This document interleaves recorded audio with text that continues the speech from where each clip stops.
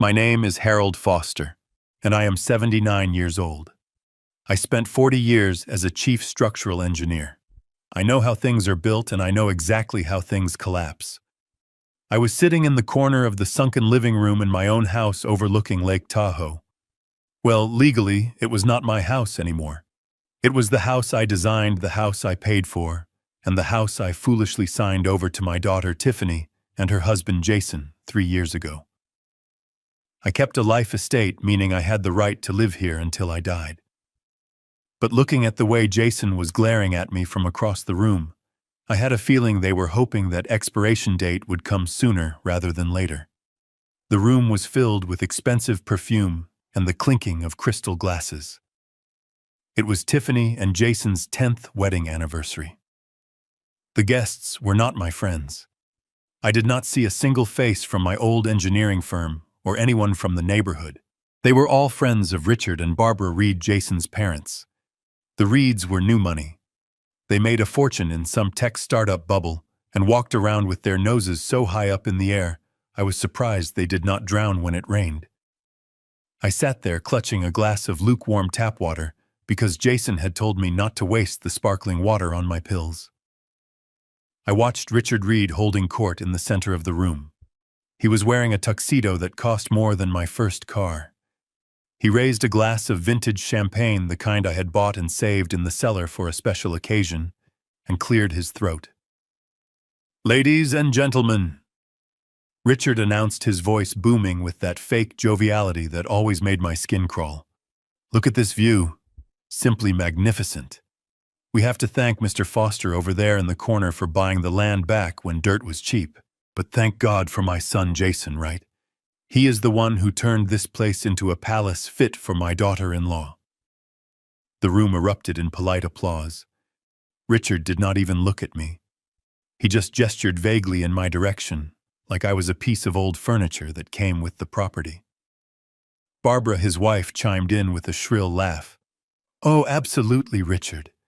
It takes a modern touch to bring out the potential in these old structures. Poor Harold just did not have the vision for what this place could be." I gripped my water glass tighter. I did not have the vision. I was the one who calculated the load-bearing capacity of the cantilevered deck they were standing on.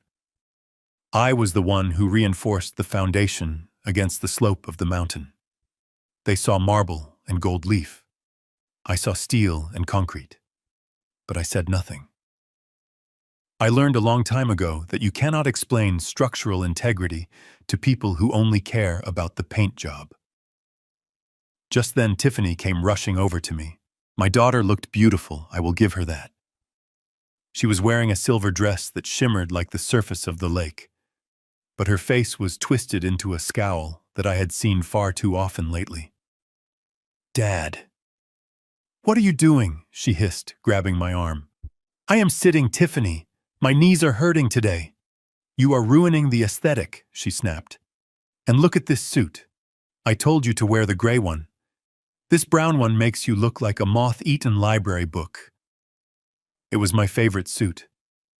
"I wore it to your mother's funeral," I said quietly. "Exactly," she rolled her eyes. "It is depressing. Richard and Barbara are about to take the family portrait. Go change. Now." "I do not want to change, Tiffany. I am tired." She leaned in close, her nails digging into my bicep.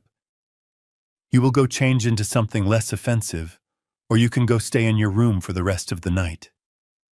"You are embarrassing me, Dad." "Richard asked me if we hired a new gardener."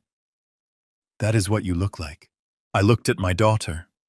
I looked for a trace of the little girl who used to sit on my lap while I sketched blueprints.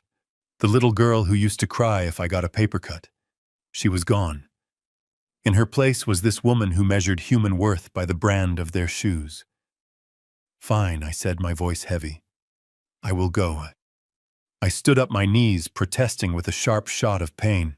I made my way through the crowd. No one moved out of my way. I had to weave between clusters of people who ignored me completely. I headed toward the kitchen to get a glass of ice water before going to my room. The kitchen was chaotic with caterers, But Jason was there yelling at a server about the temperature of the crab cakes. When he saw me, his face went red. "Harold, what are you doing in here?" Jason barked. "This is a workspace. Get out." "I just wanted some ice, Jason." Jason grabbed a napkin and aggressively wiped a spot on the counter where I had rested my hand. "Look at this. You are leaving dry skin flakes everywhere. It is disgusting. We have guests eating this food. Do you have any idea how much this catering cost? I built this kitchen, Jason," I said, feeling a spark of anger finally ignite in my chest. "I designed this island." "Yeah, well, I own it now." Jason sneered. He stepped into my personal space. He was a head taller than me, soft hands, manicured fingernails, smelling of expensive cologne and arrogance. "And let me tell you something, old man. You are on thin ice. Richard and Barbara are suggesting that maybe a home environment is too much for you. Maybe a facility would be better. Do not give me a reason to sign those papers tonight." He stared at me, daring me to speak. I saw the hunger in his eyes. It was not just about the party. It was about total control. He wanted me gone so he could leverage the house. I had seen the mail. I knew about his crypto losses.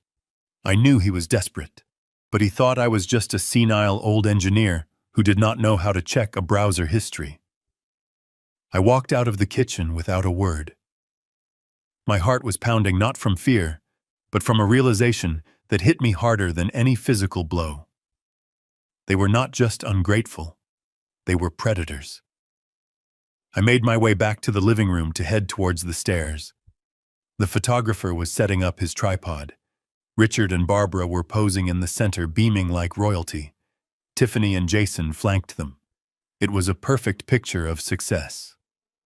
"Oh, Harold, wait," Barbara called out, though her tone suggested she hoped I would keep walking. "We should probably include you. You know, for posterity." Tiffany sighed loudly, creating a scene. "Come on, Dad. Hurry up. We are losing the light." I walked over. The spot they left for me was on the edge right at the top of the sunken living room stairs. These were 3 polished marble steps leading down to the lower conversation pit. I had told Tiffany years ago to put a railing there when she remodeled, but she said it would ruin the open concept. Now standing there, I realized how dangerous it was for a man with bad knees. "Move in closer," the photographer instructed. I shuffled my feet. I was standing next to Tiffany. Richard and Barbara were on her other side, holding hands with Jason. I was the outlier, the relic. Tiffany leaned her head toward mine for the camera, smiling her bright fake smile. But through her teeth, so only I could hear, she whispered the words that would change everything. "Smile, Dad, and try not to drool." God, I cannot wait until you are gone so I can spend real holidays with my real parents. I froze. I looked at her stunned. Real parents, the Reeds. The people who treated her like a trophy to be displayed. I raised you, I wanted to scream. I sat by your bed when you had pneumonia. I paid for your college. I paid for this house. But I did not get a chance to say a word. As the photographer counted down 3, 2, 1, I felt it. It was not a stumble. It was not a loss of balance. It was a sharp, deliberate shove. Tiffany's elbow jammed hard into my lower back. I tipped forward. My foot sought purchase on the slick marble but found nothing. Gravity took over. Time seemed to slow down. I saw the horror on the caterer's face across the room. I saw Jason smirking. And then the world spun. I hit the first step with my shoulder. A sickening crack echoed through my body. I tumbled down to the second step, and then my head slammed against the edge of the marble coffee table at the bottom of the pit. White light exploded behind my eyes. Then came the darkness, followed immediately by a wave of nausea. I was lying on the floor, crumpled like a discarded wrapper. Warm liquid began to trickle down my forehead and into my eye. Blood. The music stopped. The chatter ceased. For 3 seconds, there was absolute silence in the room. I lay there blinking, trying to clear the fog. I waited for the rush of footsteps. I waited for my daughter to scream, to run to me, to call 911. Instead, I heard Richard's booming laugh. "Oops," he chuckled. "Looks like Grandpa had a bit too much of the punch." Down goes Fraser. A ripple of nervous laughter spread through the room. They thought it was a joke. They thought my pain was entertainment. I tried to push myself up, but my arm gave out. I groaned a low, guttural sound of agony. Tiffany walked to the edge of the steps. She stood directly above me. From my angle on the floor, she looked like a giant. She looked down at her father bleeding on the floor of the house he built for her. She did not reach out a hand. She did not kneel. She extended her foot, the toe of her expensive designer heel, and nudged my leg. Not a gentle touch to see if I was okay. A kick. A dismissive, annoyed kick. "Get up, Dad," she hissed loud enough for the inner circle to hear, but quiet enough to keep up appearances. "Stop being dramatic. You are ruining the photo." I looked up at her. The blood was stinging my eye, blurring my vision, but I saw her clearly for the first time in years. This was not my daughter. This was a monster I had fed and clothed for 35 years. Jason appeared beside her. He looked at the blood on the white rug and grimaced. "Great. That is never coming out. Someone get some club soda and get him out of here. Drag him to the maid's room if you have to. Just get him out of sight." Two waiters hurried over looking apologetic and terrified. They grabbed me under the arms. I wanted to tell them to stop, that I needed a doctor, that I had a concussion, but the words would not form. My tongue felt heavy. As they dragged me away, my feet trailing uselessly on the floor, I looked back one last time. Tiffany was already fixing her hair. Richard was refilling his glass. Jason was directing the photographer to take another shot, one without the distraction. They thought I was finished. They thought I was just a broken old man who would fade away quietly into the night. They thought they had won. But as the darkness closed in around the edges of my vision, I did not feel fear. I felt something cold and hard settling in the pit of my stomach. It was the same feeling I used to get when I inspected a bridge and found a fatal structural flaw. I knew what I had to do. I was going to bring the whole house down. I closed my eyes and let the waiters carry me into the small, airless room off the kitchen. I listened to the party continue. I listened to them laughing over my body. And I began to count. Not sheep. I counted assets. I counted accounts. I counted the number of days left until their mortgage payment was due. Tomorrow morning the sun would rise over Lake Tahoe. But for Tiffany and Jason, the sun was about to set forever. They wanted their real parents. Fine. They were about to find out that their real father was not just an ATM machine. He was the demolition expert, and the countdown had just begun. I woke up to the smell of lemon, ammonia, and dust. It was a sharp chemical scent that burned the inside of my nose. For a moment, I did not know where I was. I tried to sit up, but the room spun violently, and a wave of nausea forced me back down onto the thin mattress. My head throbbed with a rhythm that felt like a sledgehammer hitting a steel beam. I reached up to touch my forehead, and my fingers came away sticky with half-dried blood. I blinked, trying to clear the grit from my eyes. I was in the maid's room. It was a tiny 6x8 space off the laundry area that I had originally designed as extra storage or a temporary sleeping quarter for live-in help. There were no windows, just a small ventilation grate near the ceiling that was clogged with years of lint. The air was thick and hot. I realized with a sinking feeling that the central air conditioning did not reach this far back into the house. I was sweating through my shirt, the same dress shirt I had worn to the party, now stained and crumpled. The door opened, and a sliver of harsh hallway light cut across my face. Jason stepped in. He was holding a first aid kit, the cheap plastic kind you buy at a gas station, not the comprehensive medical box I kept in the master bathroom. He did not ask how I was. He did not check my pupil dilation for a concussion. He looked at me with the same annoyance one might have for a leaky faucet or a cracked tile.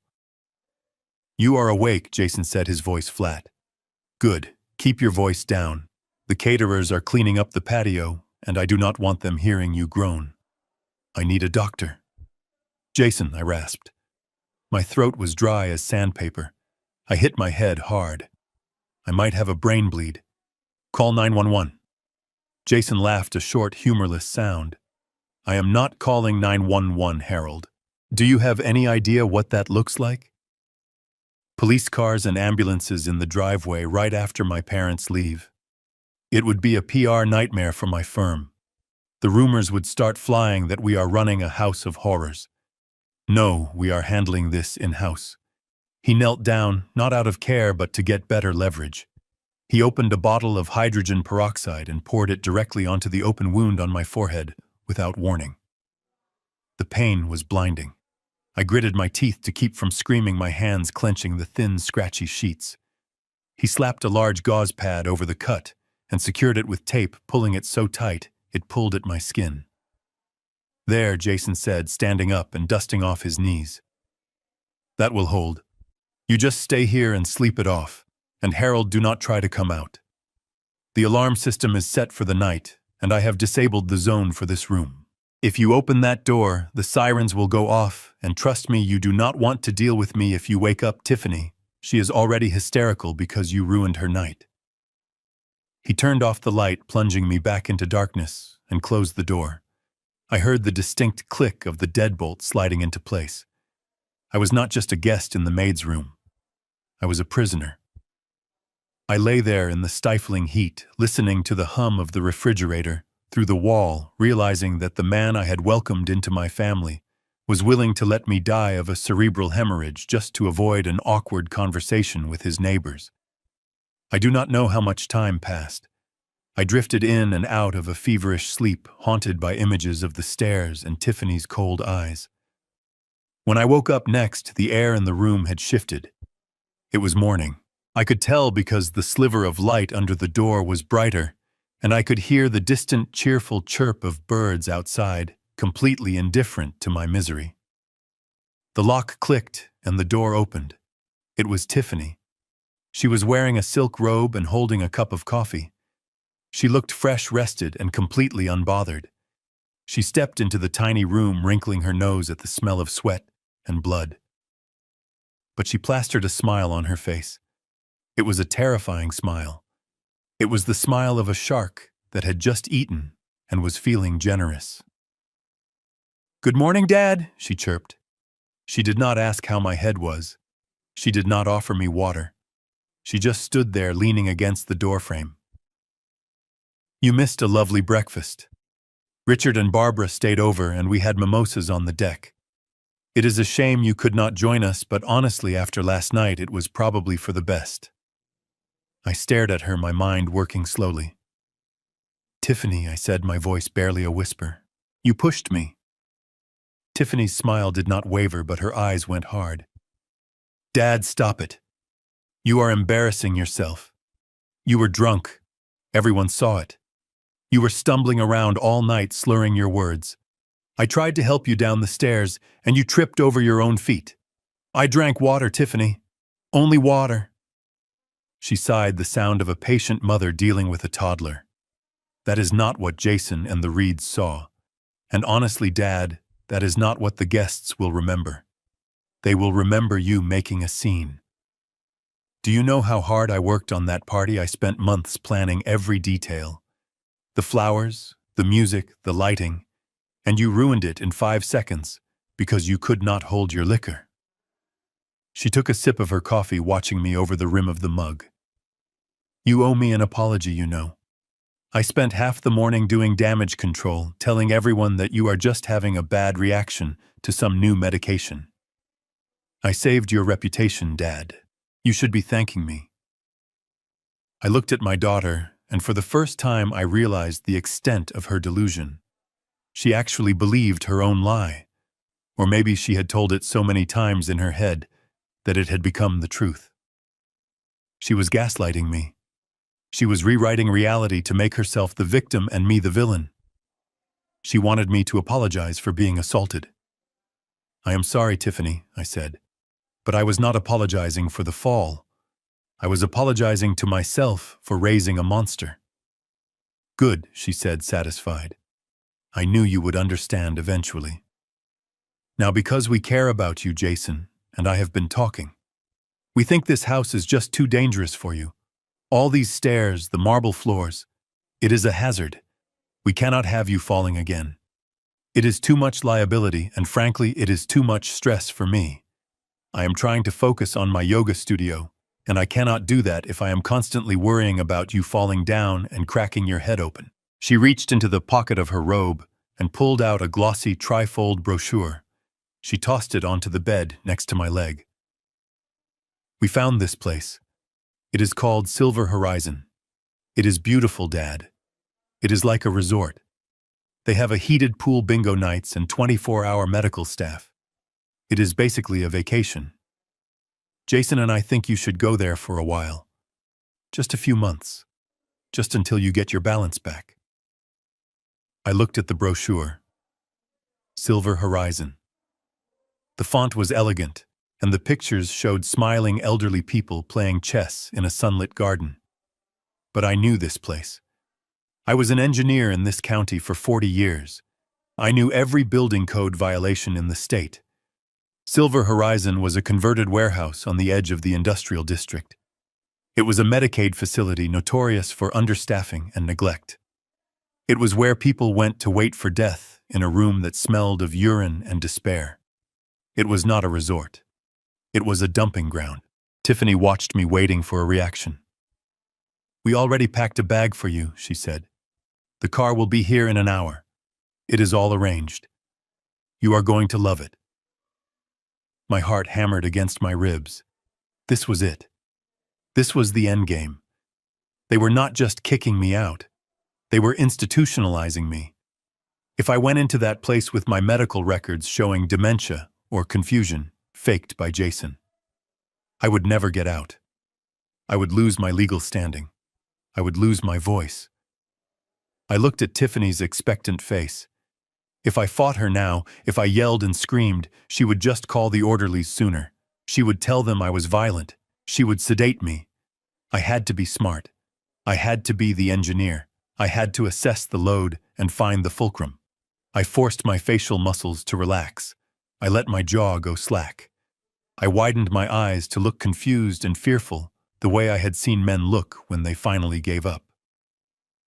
Okay, I whispered, letting a tremor enter my voice. If you think it is best, Tiffany. I just want to rest. I am so tired. Tiffany beamed. She looked relieved. See, that was not so hard. It is for your own good, Dad. You will see.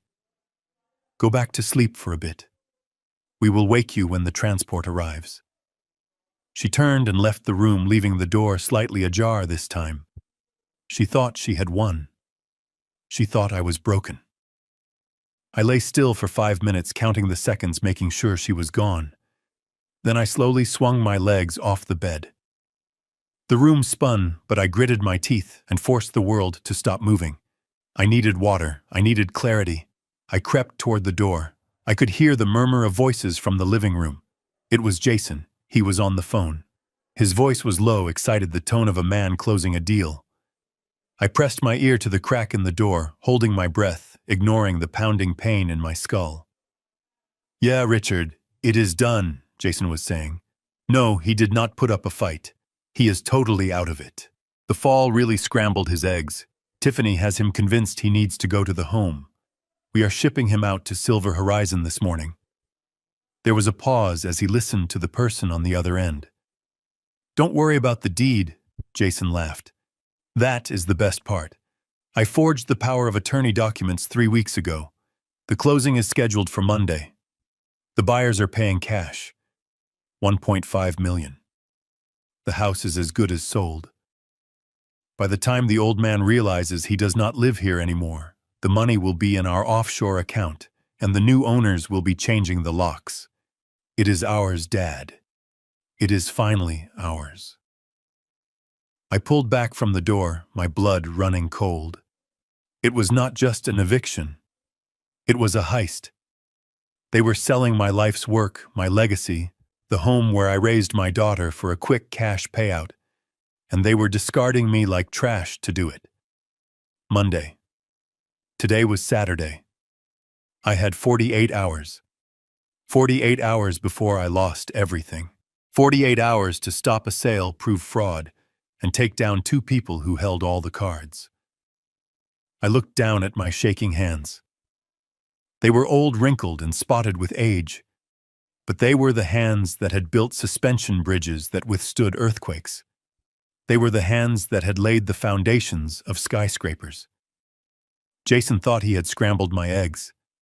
He was about to find out that he had just woken up a sleeping dragon. I turned back to the bed, not to sleep, but to wait. I needed to get out of this house, and I needed to do it without them knowing I was escaping. I looked at the Silver Horizon brochure again. Maybe I would take that ride after all, but I would not be staying for bingo. I would be checking out long before the game began. I waited until the digital clock on the microwave blinked 3 in the morning. The house was silent, settling into the heavy rhythmic quiet of the deep night. The only sound was the hum of the refrigerator and the frantic beating of my own heart against my ribs. I had not slept. Pain was radiating from the base of my skull where I had hit the marble, a dull, throbbing ache that pulsed in time with my blood pressure. But pain was a luxury I could not afford to focus on. I had a job to do. I pushed the door of the maid's room open. It made a soft click loud enough to make me freeze, but no one stirred upstairs. I stepped out into the hallway. My bad knee buckled slightly, but I caught myself against the wall. I was moving like a ghost in the house I had designed. Every floorboard that creaked, every shadow cast by the moonlight, filtering through the skylights, I knew them all. I knew that the 3rd step on the main staircase groaned if you stepped on the center, so I kept to the edges. I knew that the motion sensors for the alarm system had a 6-second delay, which I had programmed myself years ago to account for my late wife's habit of getting midnight snacks.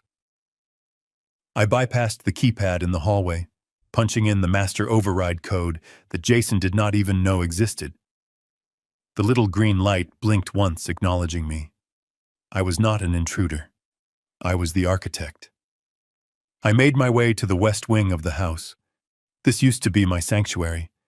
It was where I had my drafting table, my library of engineering textbooks, and the framed photos of the bridges I had helped build across the state. Now, as I pushed open the heavy oak door, the smell of old paper and cedar was gone. Instead, the room smelled of stale energy drinks and heated plastic. Jason had turned my study into what he called his media center. My drafting table was gone, replaced by a massive curved monitor and a gaming chair that looked like it belonged in a race car. Neon LED strips lined the bookshelves where my encyclopedias used to be. It was a shrine to adolescent indulgence built on the bones of my career. I did not turn on the lights. The moonlight from the bay window was enough. I did not touch Jason's computer. He would have passwords I could not guess, and he would likely see the login attempt logs. I was looking for something else. I walked over to the built-in bookshelves on the far wall. Behind a row of plastic action figures Jason collected, there was a false panel I had installed 10 years ago to hide a wall safe. I pried the panel open with my fingernails. The safe was empty, of course. I had moved the cash years ago, but tucked in the very back, wedged between the steel casing and the drywall, was my old iPad. It was an ancient model with a cracked screen and a battery that barely held a charge, but it was linked to the house's secure network, and more importantly, it was linked to the cloud backup of the family accounts. I pressed the power button. The screen flickered, showing the low battery icon. I held my breath, praying there was enough juice for 10 minutes of work. The Apple logo appeared. It felt like an eternity. My fingers hovered over the glass, trembling slightly. When the home screen finally loaded, I did not waste a second. I opened the banking app. My thumb hovered over the login for the joint account I shared with Tiffany. This account was supposed to be for house maintenance and emergencies. I had deposited my pension checks there for the last 3 years to help them with the mortgage. I typed in the password. Access granted. The numbers on the screen made my stomach drop. The balance was $12.40. I scrolled through the transaction history. It was a hemorrhage of funds. Payments to a luxury car dealership. Payments to 5-star resorts in Cabo. Thousands of dollars in withdrawals at casinos in Vegas. They had not just spent their money. They had spent my money. Every check I had deposited thinking I was contributing to the household had been siphoned off to fund a lifestyle they could not afford. But that was just the checking account. My hands started to sweat as I navigated to the investment portfolio. My IRA, my individual retirement account. $450,000. It was the money meant for my medical care. It was the money meant to ensure I never became a burden. I clicked on the Vanguard icon. The page loaded slowly, the little spinning wheel mocking my anxiety. When the dashboard appeared, I had to cover my mouth to stop a gasp from escaping. 0. The account balance was 0. I clicked on the transfer history, my vision blurring with rage. 3 months ago, a lump sum transfer of $450,000 had been authorized. The recipient was an entity called J.R. Holdings, LLC. Jason Reed Holdings. He had forged my digital signature. He had accessed my 2-factor authentication probably while I was asleep, or by stealing my phone for a few minutes, and he had drained my entire life's savings in a single afternoon. I felt a wave of dizziness that had nothing to do with my head injury. This was grand larceny. This was a felony. My son-in-law was not just a bad investor.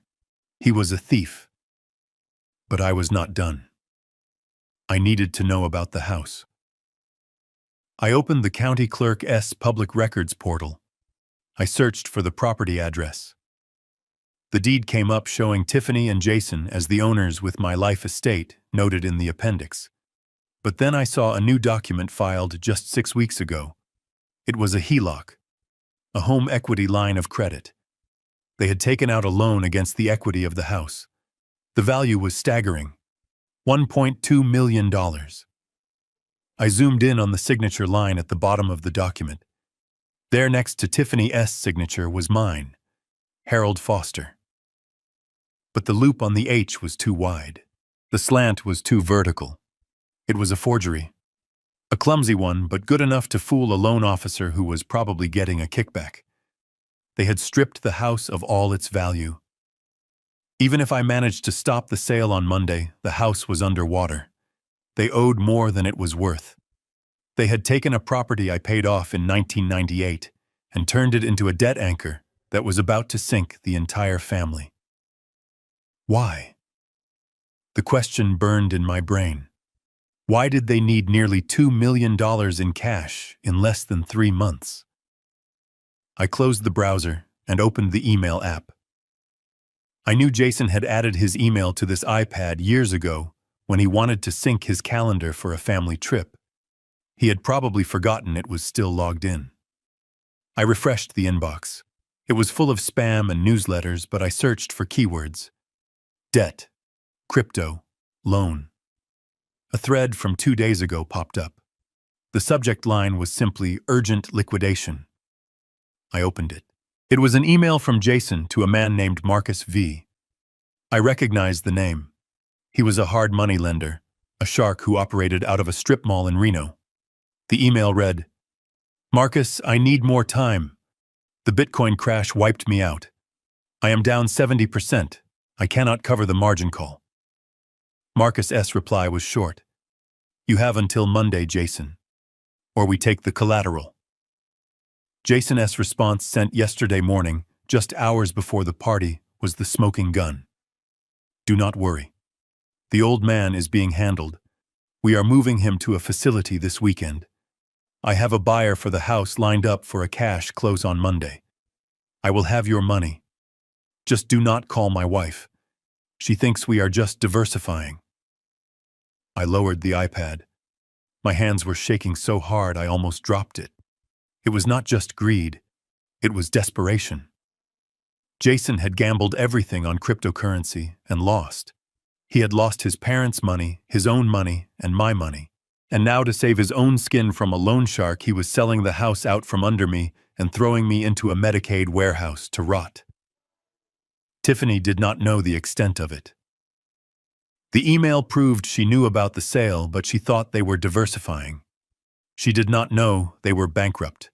She was an accomplice, yes, but she was also a fool. I took screenshots of everything. The bank transfers, the forged HELOC document, the email thread with the loan shark. I emailed them to a secure Proton Mail account I had set up years ago for consulting work, an account neither of them knew existed. I was just about to wipe the browser history when I heard it. Thump. It was a heavy, muffled sound from the ceiling directly above me. The master bedroom. Thump, thump, footsteps. Someone was out of bed. I froze, staring at the ceiling. The footsteps moved across the floor, heading towards the hallway. They were heavy, flat-footed steps. Jason. I heard the creak of the top stair, the one I knew to avoid. He was coming downstairs. I looked at the iPad. The screen was glowing bright in the dark room. I jammed the power button, plunging the room back into darkness. The footsteps on the stairs were getting louder. He was not moving with the stealth of someone getting a glass of water. He was moving with purpose. He was coming to the west wing. I scrambled to put the iPad back into the hidden wall safe, but my fingers were clumsy with fear. The panel would not snap back into place. The footsteps reached the bottom of the stairs. I saw the beam of a flashlight cut across the hallway outside the glass pane of the office door. I abandoned the safe.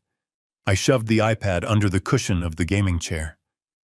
The doorknob to the office began to turn. I looked around frantically. There was no other exit. The window was locked and alarmed. I dove into the walk-in closet where Jason kept his golf clubs and winter coats. I pulled the door shut, just as the main office door swung open. I pressed myself against the back wall, burying my face in a wool coat that smelled of mothballs. Through the slats of the closet door, I saw the beam of the flashlight sweep across the room. It paused on the gaming chair. My heart stopped. Had I left a corner of the iPad exposed? Jason stepped into the room. I could hear his breathing. It was ragged, angry. "Where are you, you miserable old bat?" he muttered to himself. He was not looking for the iPad. He was looking for me. He must have checked the maid's room. He knew I was gone. I held my breath, my lungs burning as the flashlight beam moved closer to the closet door. I was cornered. I was injured. And I was unarmed against a desperate man who had already proven he was willing to destroy my life to save his own. I held my breath in the darkness of the closet until my lungs burned and black spots danced in my vision. Through the slats of the door, I watched the beam of Jason's flashlight sweep across the room one last time. He kicked the leg of his gaming chair in frustration, muttering a curse word that echoed in the silence of the house I had built. He was not looking for a lost iPad anymore. He was looking for a fight.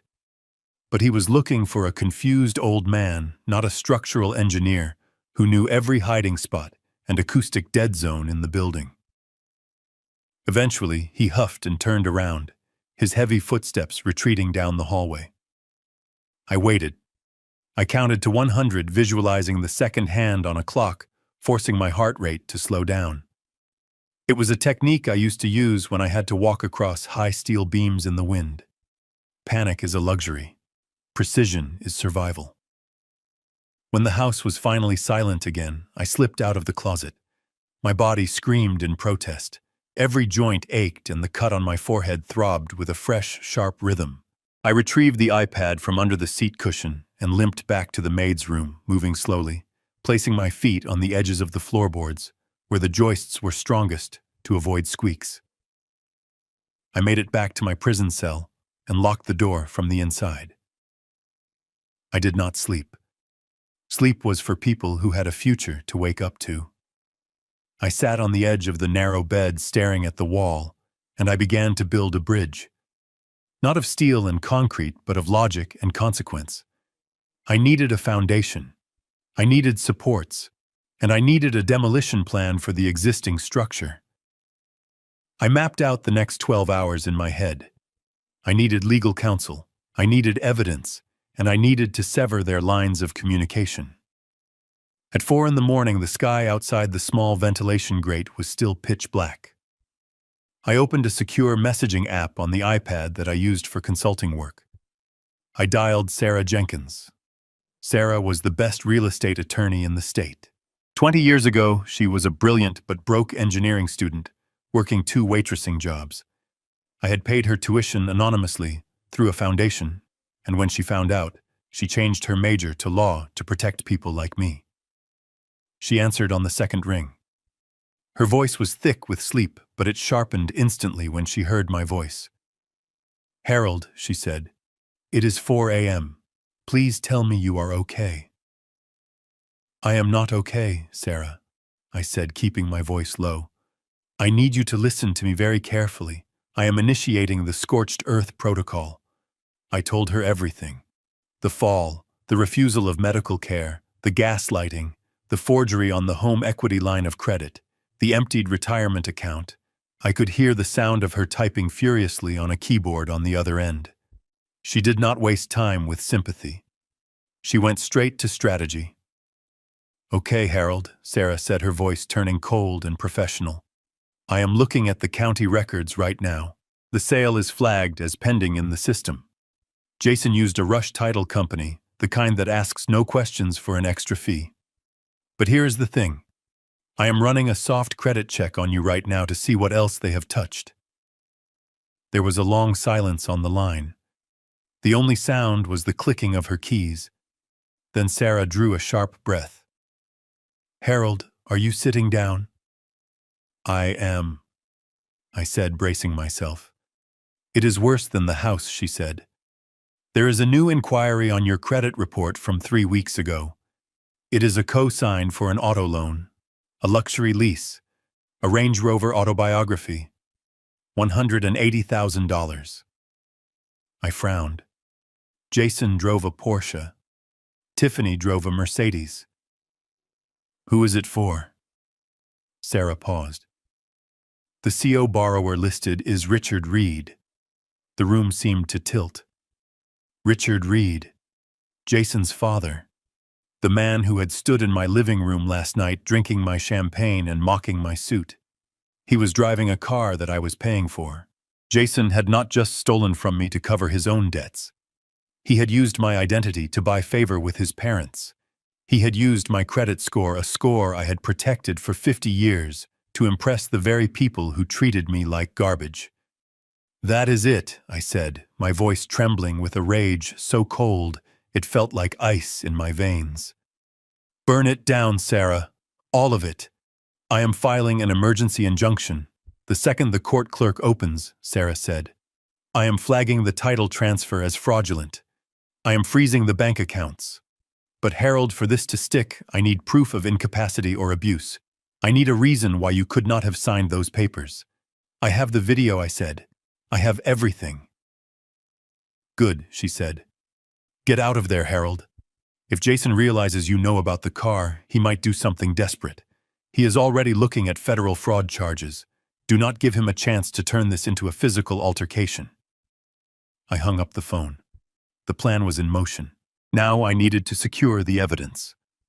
I slipped out of the room one last time. I went to the utility closet in the hallway, where the central server for the smart home system was housed. It was a mess of wires and blinking lights that Jason never touched because he did not understand how it worked. I did. I had installed it. I opened the panel and punched in the installer code, not the user code that Tiffany used to check who was at the front door. The installer code that gave me root access to the entire system. I brought up the logs for the living room camera. There it was, time-stamped yesterday evening. The file size was large. I watched the thumbnail. I saw myself walking to the stairs. I saw Tiffany lean in. I saw the shove. It was clear as day. The camera was high definition, meant to catch burglars' faces. Instead, it had caught a daughter attempting to murder her father. I inserted a USB drive into the port. I copied the file. Then I uploaded a copy to my encrypted cloud storage. But I was not done. I navigated to the hard drive settings. I selected the option to format the disk. Jason would wake up in the morning and think he was clever.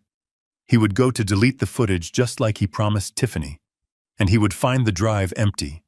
He would think the system malfunctioned or that he had already done it. He would feel safe. He would think the evidence was gone forever. I watched the progress bar. Formatting, 20%, 50%, complete. The drive was wiped. The only copy of that video now existed in my pocket and on a server in Switzerland. I closed the panel and wiped my fingerprints off the keypad. I made it back to the maid's room just as the first gray light of dawn began to creep under the door. I hid the iPad and the USB drive inside the lining of my jacket. I lay down on the bed, pulling the thin blanket up to my chin. My head was pounding, but my mind was clear. I closed my eyes and focused on my breathing, forcing my body to go limp, mimicking the deep, heavy sleep of the medicated and the infirm. 10 minutes later, the door handle turned. I did not move. I did not flinch. I kept my breathing steady and shallow. Tiffany stepped into the room. I could smell her perfume. It was the same scent she had worn to the party, stale now mixed with the smell of coffee. She stood over the bed for a long time. I could feel her gaze on my face. I wondered if she felt any guilt. I wondered if she was looking at the bandage on my forehead and remembering the nights I used to put band-aids on her scraped knees. She shifted her weight. The floorboard creaked. Then she leaned down. Her breath was warm against my ear. "Goodbye, Dad," she whispered. Her voice was soft, devoid of the venom she had used the night before. "Don't blame me for this.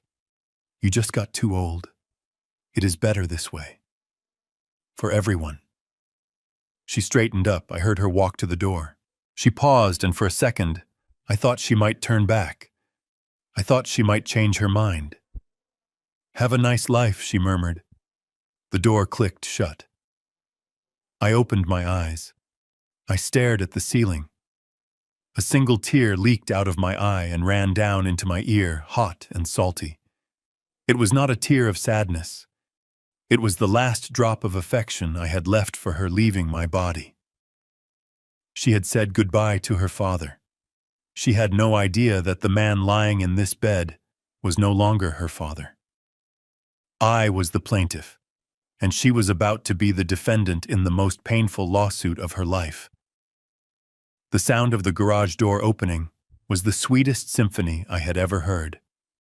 I lay in the bed for 5 more minutes, listening to the heavy rumble of the engine as Jason backed his Porsche out of the driveway. I heard the faint, high-pitched whine of the electric gate sliding shut, followed by the fading hum of tires on asphalt. They were gone. Tiffany and Jason were heading to a brunch that cost more than my first car, ready to toast with champagne to their newfound wealth and their freedom from the burden of an aging father. They were probably already rehearsing the sad faces they would wear when they told their friends that I had voluntarily checked myself into a facility. They were celebrating a victory that had not happened yet. I threw off the covers. The adrenaline that surged through my veins masked the throbbing ache in my head and the stiffness in my knees. I did not have time for pain. I had a window of maybe 3 hours before they returned, fat and happy, to pack me up like old luggage. I stood up and stripped off the sweaty dress shirt I had been wearing for 36 hours.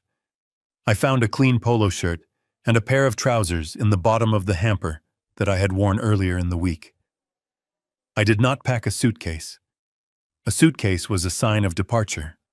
A suitcase would be noticed if the neighbors were watching. I needed to look like I was just going for a walk, or perhaps running a small errand. I walked out of the maid's room and into the main hallway. The house was silent, but it felt different now. It was no longer a home. It was a crime scene, and I was the detective who had solved the case. I went straight to the master bedroom closet. This was risky but necessary. Years ago, when I laid the hardwood floors in this suite, I had created a loose board in the back corner under the cedar lining. It was an old habit from my father, who never trusted banks entirely. I pushed aside Tiffany's racks of designer coats and knelt down. I used a small pocket knife from my keychain to pry up the edge of the board. It popped up with a dry snap. Beneath it, wrapped in oilcloth and a fireproof bag, was the most important document in this house. The original deed to the property, not the digital copy the county clerk had. This was the physical document, with the raised seal, the one that proved my life estate was irrevocable without my wet signature. I also pulled out a small velvet pouch. Inside was my wife Catherine's wedding ring and a photograph of us from 1985 standing in front of the frame of this very house. I tucked the documents and the pouch into the inside pocket of my jacket. I patted it once to make sure it was secure. That was all I was taking. The furniture, the clothes, the books, they could have it all. Material things can be replaced. Dignity cannot. I walked out the back door, bypassing the front entrance where the Ring doorbell camera would capture my exit. I walked through the garden I had planted past the roses that were dying of thirst because the new landscaper Jason hired never showed up. I climbed over the low stone wall at the back of the property that led to the service road. It was a struggle with my bad knee, and I scraped my hand on the rough granite, but I made it over. I walked 2 blocks to the parking lot of a local grocery store before I pulled out the iPad. I did not call a local taxi. The local dispatchers knew the Foster name, and they knew Jason. He would find out within the hour. Instead, I used a ride-sharing app I had installed but never used. I requested an Uber Black. I wanted a car with tinted windows and a driver who knew how to keep his mouth shut. 10 minutes later, a black Suburban pulled up. The driver, a large man with a thick neck and sunglasses, nodded at me. "Where to, sir?" he asked. "First National Bank on Main Street," I said, "and then the Four Seasons downtown." The car pulled away, merging into traffic. I did not look back at the house on the hill. I watched the scenery blur past the tinted window.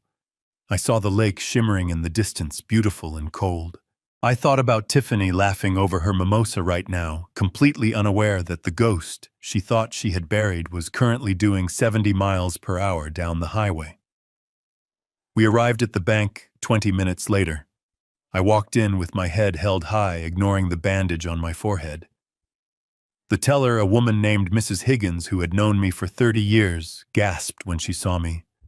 "Mr. Foster," she said, rushing out from behind the counter. "Oh my goodness, what happened to your head?" "I had a little fall." "Mrs. Higgins," I said smoothly, "nothing to worry about. But I need to access my safe deposit box immediately. And I need to speak to the branch manager about a security breach on my accounts." The next hour was a flurry of activity. I emptied my safe deposit box. It was not a fortune, but it was enough to start a war. $50,000 in gold coins that I had bought during the last recession, and a stack of bearer bonds that I had kept for a rainy day. This was a hurricane, not a rainstorm, but it would do. I put the assets into a secure bank briefcase. Then I sat with the manager and formally flagged every single joint account for fraud. I signed the affidavits with a steady hand. When I walked out of that bank, Jason's credit cards were nothing more than useless pieces of plastic. The driver took me to the Four Seasons. It was the most expensive hotel in the city, a place where privacy was the primary commodity. I walked up to the reception desk. The marble floors reminded me of my living room, but here the staff treated me like a king, not a nuisance. "I would like a suite, please," I said to the concierge, "ideally on a high floor. And I will be paying cash for the incidental deposit." "Certainly, sir," the young man said. "May I have your name for the reservation?" I hesitated for only a fraction of a second. Harold Foster was a victim. Harold Foster was a senile old man destined for a nursing home. I needed to be someone else for a few days. Check me in as Arthur King, I said. The concierge typed it in without blinking. Very good, Mr. King. We have the presidential suite available. It has a lovely view of the lake. I will take it. Up in the room, the luxury was suffocating but necessary. I walked to the window and looked out over the city. I could see the distant outline of my neighborhood. Somewhere over there, brunch was ending. The bill was coming, and Jason was about to realize that his card was declined. I sat down in the plush armchair and pulled out the iPad. I opened the secure messaging app again. I typed a message to Sarah Jenkins. It was short. It was simple. It was the command that would unleash the legal apocalypse I had spent the night designing. I typed, "Start it." Pushed the red button. I hit send. I watched the little checkmark turn blue. Somewhere in a courthouse downtown, a clerk was stamping a file. Somewhere in a police station, a printer was spitting out a warrant. And somewhere in a fancy restaurant, a waiter was walking toward Jason Reed with a frown on his face and a declined credit card in his hand. I leaned back and closed my eyes. The escape was over. The war had just begun. It was just after 1 in the afternoon when Jason's Porsche pulled back into the driveway. From my hotel room window miles away, I could not see them, but I could picture the scene with crystal clarity. I knew the rhythm of their lives better than they knew themselves. They would be flushed with expensive champagne and the heady rush of victory. They had spent the morning celebrating the imminent sale of my home and the disposal of its inconvenient owner. They probably walked up the front steps, laughing, Jason swinging his keys, Tiffany checking her makeup in the reflection of the glass door. They were walking into a trap, but they thought they were walking into a bank vault filled with gold. They entered the house expecting silence, but a specific kind of silence. The silence of a waiting room. The silence of an old man sitting obediently on a bed, waiting to be carted off to a warehouse. "Dad," Tiffany called out. Her voice would have been bright fake, the tone one uses for a child or a pet. "We are back. The car is here. Let's get this show on the road." She walked straight to the maid's room. She did not knock. She threw the door open, ready to act the part of the benevolent caretaker one last time. But the room was empty. The bed was made, the sheets pulled tight and smooth. The closet door was open, revealing nothing but a few wire hangers swinging in the draft from the air vent. I can imagine the frown creasing her forehead. She probably checked the bathroom, then the closet again, as if I might be hiding like a frightened animal. But I was not hiding. I was gone. "Jason," she yelled, her voice sharpening. "He is not here!" Jason walked in looking annoyed rather than worried. "What do you mean he is not here? He can barely walk. Did he wander off into the garden?" Then Tiffany saw it. The pillow. Lying right in the center was the piece of paper I had left. It was stationery from my old engineering firm, thick, cream-colored stock that I had saved for special correspondence. She picked it up. Her eyes scanned the single line of text I had written in my neat block lettering. "Congratulations on finding your real parents. I hope they can afford you." She stared at the note. She did not cry. She did not feel a pang of guilt. "I know my daughter." She felt insulted. She crushed the paper in her hand, her knuckles turning white. "He left," she hissed. "He actually left. The ungrateful old man. We try to help him, we try to find him a nice place to live, and he runs away like a fugitive." Jason snatched the note from her. "This is a problem, Tiffany. We need him here to sign the final discharge papers for the facility transport. If he is not checked in by 5, we lose the reservation deposit. And worse, if he is wandering around town telling people sob stories, it looks bad for us." "Call his cell phone," Tiffany said. "Tell him if he does not come back right now, we are changing the locks." She did not know I had already left the keys on the kitchen counter. She did not know that the locks were the least of her problems. Jason pulled out his phone, but before he could dial, a sound echoed through the house. It was a mechanical clunk deep in the bones of the building. It sounded like a heavy breaker switch being thrown. Then the hum stopped. You do not realize how loud a modern house is until it goes silent. The refrigerator compressor, the central air conditioning, the air purifiers, the subtle buzz of smart light bulbs, it all creates a white noise that wraps around you. And in 1 second, it was all gone. The overhead lights in the hallway flickered and died. The display on the digital thermostat on the wall went blank. The low rush of cool air from the vents ceased immediately. What was that? Tiffany asked, looking up at the dark light fixture. Power surge, Jason muttered. Probably a blown transformer down the street. It happens. He walked into the kitchen to get a bottle of water. He opened the fridge. The light inside did not turn on. He grabbed a bottle of imported sparkling water and leaned against the counter, trying to look unbothered. It is fine, Tiff. The generator will kick in any second. I had installed a whole house backup generator 5 years ago. It was a beast of a machine capable of running the entire estate for a week. Jason waited for the familiar roar of the engine from the backyard. He waited 5 seconds, 10 seconds, 30 seconds. Silence. Why is the generator not starting? Tiffany asked, wiping sweat from her upper lip. The house, designed with floor-to-ceiling glass windows to capture the view, acted like a greenhouse in the afternoon sun. Without the AC, the temperature was already climbing. I do not know, Jason said, slamming the water bottle down. I have to go check the breaker panel. He went to the utility room. I knew exactly what he would find.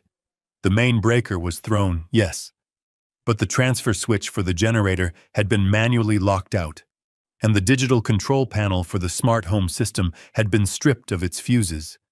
I had not just turned off the lights, I had lobotomized the house. He came back upstairs, his shirt sticking to his back. It is not a surge, he said, his voice tight. The main switch is off, and I cannot get it back on. It is jammed or something. Well, call the power company, Tiffany snapped. I cannot be in this heat. I have to shower. I feel gross from brunch. She marched into the master bathroom and turned the handle for the shower. A sputtering cough of air came out, followed by a thin brown trickle of water, and then nothing. What the hell? She screamed. Jason, there is no water. I sat in my hotel room sipping a cup of hot tea. I had called the water utility an hour ago. I told them I had detected a major leak in the main line and requested an emergency shutoff at the street level to prevent foundation damage. As the owner of record, they complied immediately. The house was now a dry, hot box. No power, no water. And as Jason tried to load the power company's website on his phone, he realized the third strike. The Wi-Fi was dead. The mesh network I had painstakingly calibrated to cover every inch of the property was lifeless. And because the house was built into the side of a granite mountain cell, service inside was spotty at best. This is ridiculous, Jason yelled, his composure cracking. He walked out onto the deck to get a signal. He dialed the customer service number for the electric company. I could picture him pacing back and forth on the redwood deck, sweating in his designer suit, yelling at an automated voice prompt. Finally, he got a human. I can imagine the conversation perfectly because I know the script. I need to report an outage, Jason would have barked. This is the Foster residence at 4400 Lakeview Drive. The power is out, and my generator is not working. Fix it. There would have been a pause as the operator typed in the address. Sir, the operator said, her voice calm and detached. We show that the service for that address has been voluntarily disconnected as of 12:30 p.m. today. Disconnected, Jason shouted. That is impossible. I live here. I did not disconnect anything. The account holder, Mr. Harold Foster, called and requested a permanent cessation of service, the operator explained. He stated that the property is being vacated and sold. He paid the final bill and closed the account. Jason stopped pacing. He gripped the phone so hard the plastic creaked. No, that is a mistake. My father-in-law is confused. He has dementia. He does not know what he is doing. You need to turn it back on right now. I am sorry, sir, but we have a verified request from the owner of record. We cannot simply flip a switch. If you wish to establish new service in your name, we can certainly do that. Fine, Jason spat. Just do it. Turn it back on. Certainly. I can process a new service application for you. However, since you have no prior history with us at this address, and based on the size of the property, there will be a security deposit required. Jason rolled his eyes. Whatever, how much? $5,000, the operator said, plus a $200 reconnection fee. And the earliest we can send a technician out to physically unlock the meter is Monday morning.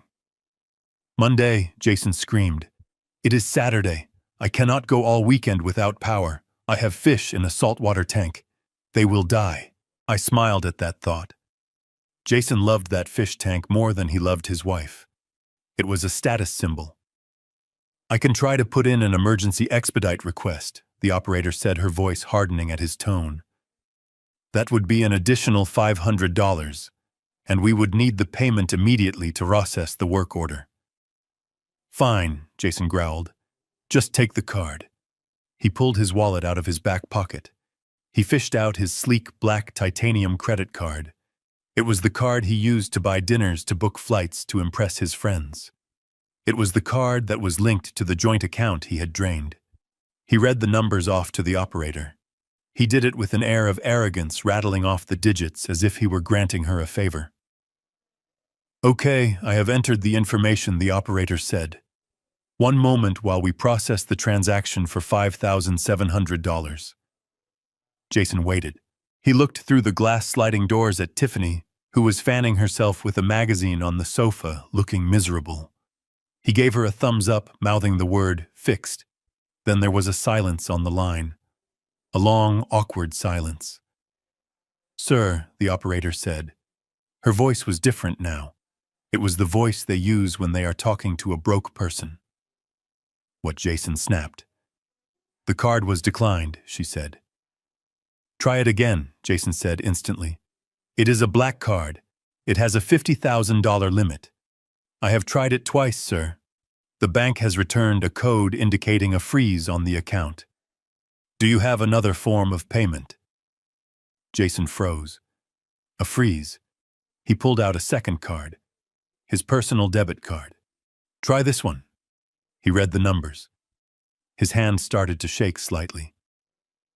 I am sorry, sir. Declined. This card has also been flagged.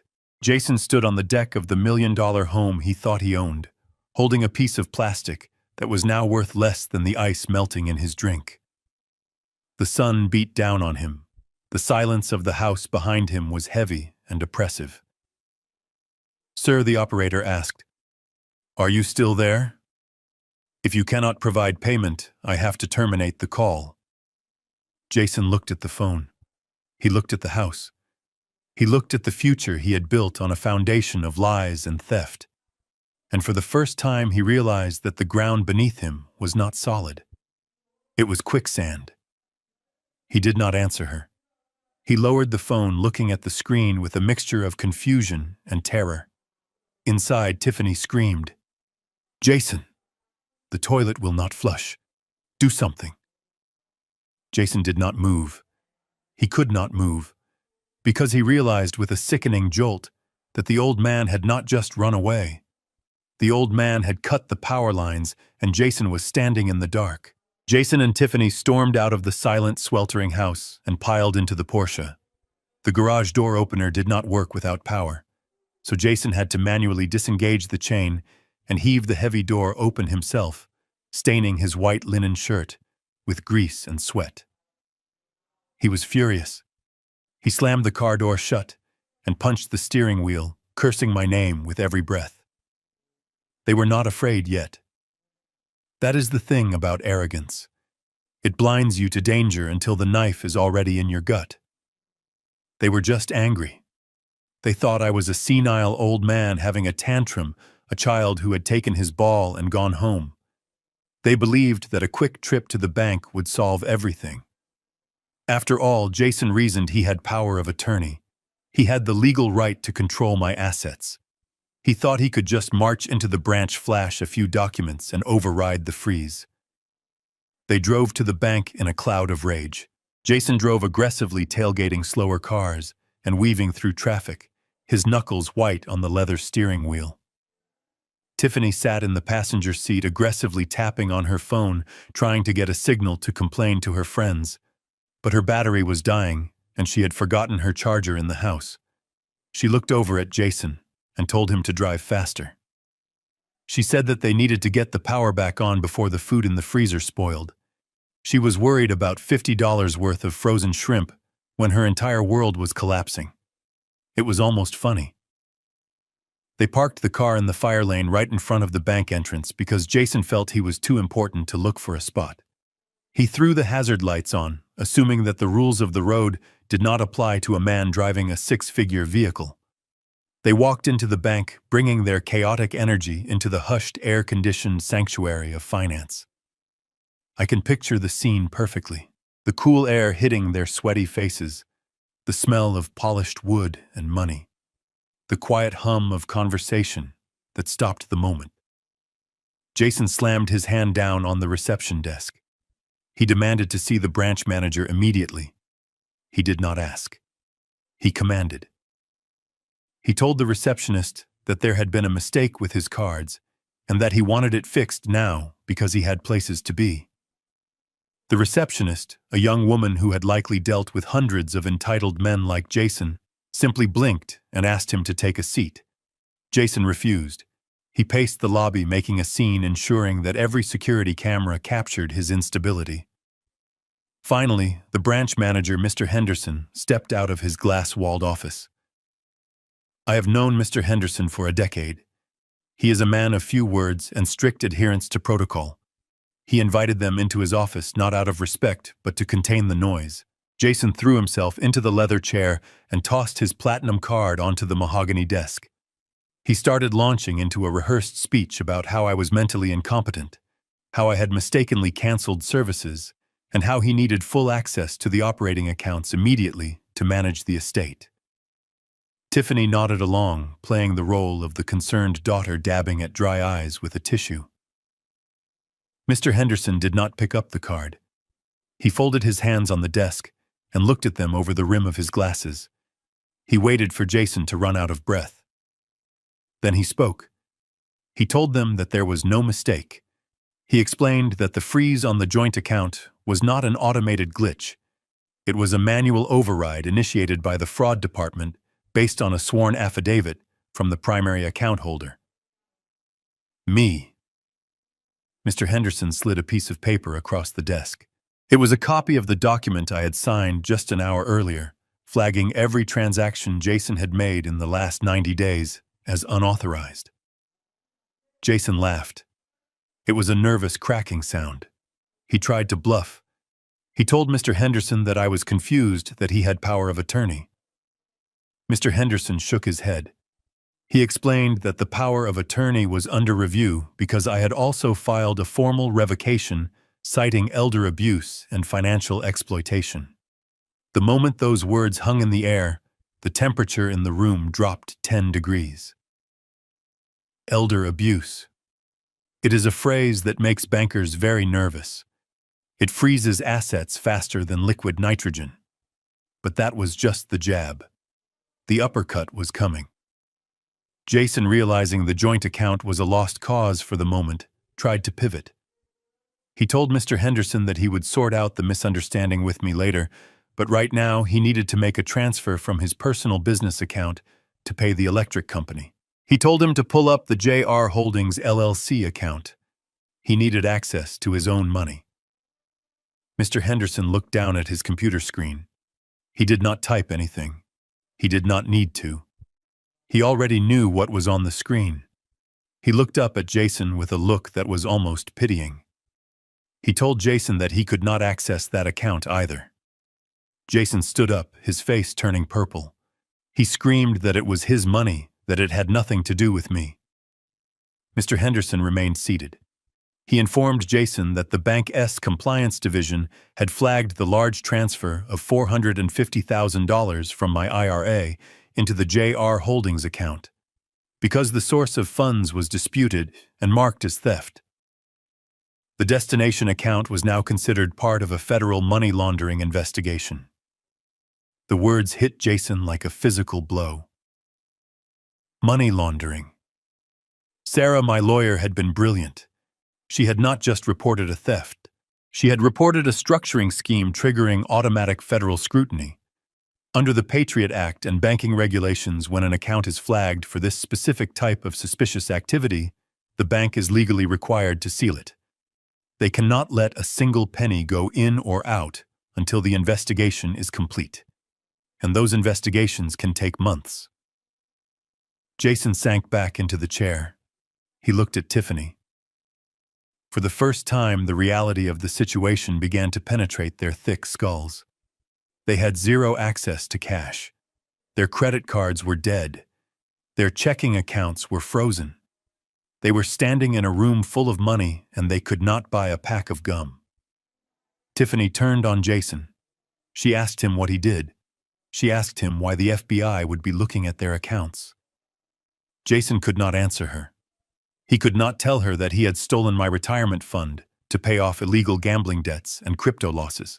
He just sat there, mouth opening and closing like a fish on a dock. Mr. Henderson stood up. He told them that their business was concluded. He asked them to leave the bank. He told them that if they returned without a court order, he would have to call the police for trespassing. It was the ultimate humiliation. Evicted from the bank where they thought they were VIPs. They walked out of the office in a daze. The lobby was quiet. Everyone was looking at them. The tellers, the customers, the security guard. They all knew. Small towns talk, and the look of defeat is a universal language. They pushed through the heavy glass doors and stepped back out into the blinding afternoon sun. The heat hit them instantly, a reminder of the uncomfortable house waiting for them. Tiffany stopped on the sidewalk. She reached into her purse and pulled out her phone. Her hands were shaking so bad she dropped it once before picking it up. She found my name in her contacts. Dad. The man she had pushed down the stairs. The man she had tried to institutionalize. Now I was her only lifeline. I was sitting in the armchair of the presidential suite at the Four Seasons overlooking the city. A waiter had just poured me a glass of a robust Cabernet. My phone was sitting on the marble side table.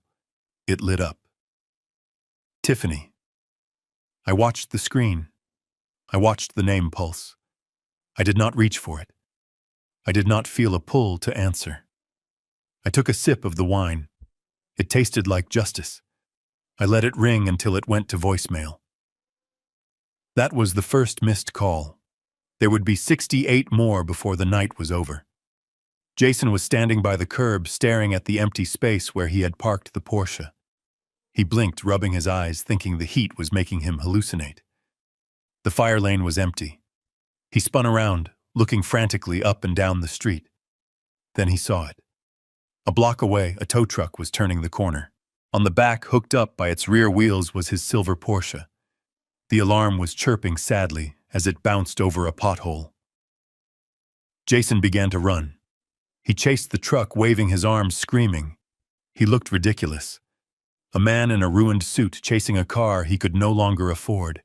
He did not know that part of my call to the bank included canceling the automatic guarantee payment for his car lease.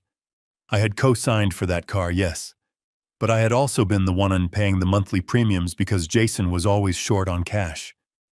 When I flagged the accounts, the leasing company was notified of a default. And because the car was parked illegally in a fire lane, the city tow truck was already there.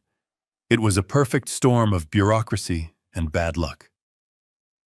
He stopped running after a block, bending over, gasping for air. He watched his status symbol disappear into traffic. He was stranded. He had no car, no money, no power, and a wife who was screaming at a phone that no one would ever answer again. He turned back to look at Tiffany. She was still holding the phone to her ear, listening to my voicemail greeting. The one where I say, leave a message and I will get back to you. She was realizing with a creeping horror that I would never get back to her. They were alone, and the temperature was still rising. The ride back to the house was the longest 20 minutes of their lives. Without the Porsche, Jason and Tiffany were forced to call an Uber, and because their credit cards were frozen, they had to use a prepaid debit card Tiffany had found in the bottom of her purse, one she used for online shopping returns. It only had enough balance for an economy ride. They sat in the back of a dented Toyota Camry that smelled faintly of stale cigarette smoke and pine air freshener. The air conditioning in the car was weak, blowing lukewarm air onto their sweaty faces. They did not speak. The silence between them was thick with accusation. Jason was staring out the window, his jaw clenched so tight I could practically hear his teeth grinding from my hotel room. Tiffany was scrolling frantically through her phone, deleting Instagram posts from the brunch, erasing the evidence of their celebration, as if deleting a photo could undo the reality of their bankruptcy. They turned the corner onto our street, expecting to see the dark, silent house waiting for them like a tomb. But what they saw made Jason curse loudly and leaned forward to grab the front seat. The driveway was not empty. It was blocked by 2 police cruisers, their red and blue lights flashing silently in the afternoon sun, reflecting off the windows of the house like a strobe light in a nightmare. Jason told the driver to stop. He scrambled out of the car before it had even fully halted. Tiffany followed him, tripping slightly in her heels on the uneven pavement. In their delusion, they thought this was good news. They thought the police were there because I had been found. They thought I was sitting in the back of one of those cruisers, confused and apologetic, ready to be handed back to them so they could ship me off to Silver Horizon and get on with their sale. Jason marched up the driveway, adjusting his ruined suit jacket, trying to summon the ghost of his authority. He approached the lead officer, a tall man with a buzz cut and a face carved out of granite. I knew him. Officer Miller. He was the son of a contractor I had worked with for 20 years. He was a good man who had no patience for bullies. "Officer, thank God you are here," Jason said, putting on his best concerned citizen voice. "My father-in-law, Harold Foster. Did you find him? Is he in the car? We have been worried sick. He wandered off this morning and he has severe dementia." Officer Miller did not smile. He did not offer a handshake. He stood with his thumbs hooked in his tactical vest, looking down at Jason with a mixture of boredom and disgust. "Mr. Jason Reed?" the officer asked. "Yes, that is me," Jason said, puffing out his chest. "And this is my wife Tiffany. We are the owners of this property." Officer Miller ignored the claim of ownership. He reached into his patrol car and pulled out a thick manila envelope. He did not hand it to Jason. He walked past him and handed it directly to Tiffany. "Mrs. Tiffany Foster Reed, you are being served with a temporary restraining order issued by the Honorable Judge Davidson this afternoon. It mandates that you stay at least 500 yards away from Mr. Harold Foster at all times. It also forbids you from entering this property effective immediately, pending a hearing on the eviction notice." Tiffany froze the envelope, shaking in her hand. "A restraining order," she stammered. "But he is my father. I take care of him. This is a mistake. He is sick. He does not know what he is signing." The officer's expression hardened. "It is no mistake, ma'am. Mr. Foster came into the precinct personally 2 hours ago. He was very lucid. He gave a detailed statement regarding the events of last night." Jason stepped in his face, flushing red. "This is ridiculous. The old man is making things up. He fell. He tripped over his own feet. You cannot ban us from our own house based on the ramblings of a senile man who fell down the stairs." Officer Miller turned his gaze to Jason. It was a look that could strip paint. "We are not basing this on ramblings, Mr. Reed. We are basing this on the evidence provided by the victim. And by the way, this is not just a civil matter regarding the house. Mrs. Reed, you are officially under investigation for second-degree elder abuse and assault causing bodily injury." "Assault," Tiffany shrieked. Her voice cracked, echoing off the stone facade of the house. "I never touched him. He fell. Ask anyone. Ask my husband." Jason nodded vigorously. She was nowhere near him. "I saw the whole thing." Officer Miller sighed. He reached for his belt and unclipped a ruggedized tablet. He tapped the screen a few times and then turned it around so they could both see it. "Mr. Foster provided us with security footage from the living room camera," the officer said. The blood drained from Tiffany's face so fast, she looked like she was about to faint. Jason stopped nodding. He stared at the screen. "I had watched the footage myself before handing it over. It was damning." The high-definition camera captured the entire living room in crisp detail. It showed the party. It showed me standing at the top of the stairs. It showed Tiffany leaning in, whispering something. And then it showed the shove. It was not accidental. It was not a stumble.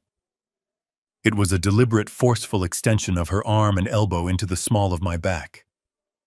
The video played in silence on the small screen. They watched me fall. They watched my head hit the marble. They watched Tiffany stand over me and kick my leg. They watched Jason refuse to call for help.